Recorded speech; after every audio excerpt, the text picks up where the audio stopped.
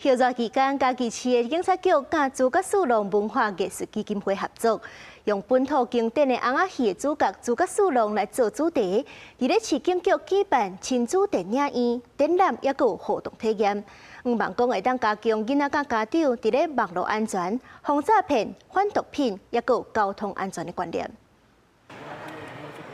防止詐騙的美角、交通安全的觀念，還有警方設備的體驗展覽。嘉義市警察局配合着翁仔戲朱家樹龍內底的角色，舉辦安全教育活動，由朱家樹龍甲現在警察合作，對抗網絡魔鬼黨，讓家長甲囡仔透過朱家樹龍正義的形象，學習正確的法治觀念。那諸葛四郎的形象也是主張公平正義、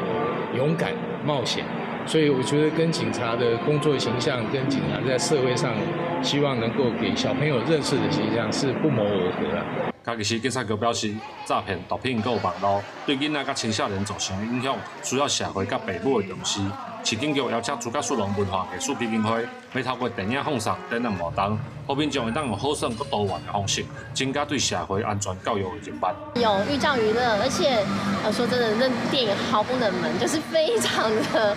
就是